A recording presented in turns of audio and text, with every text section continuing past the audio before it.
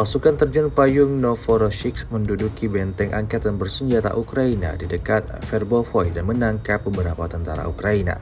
Rekamannya ramai beredar di media sosial Telegram pada Senin 4 Maret 2024. Pasukan penyerang mendekati posisi pertahanan musuh dan melemparkan granat ke ruang galian yang berisi tentara Ukraina.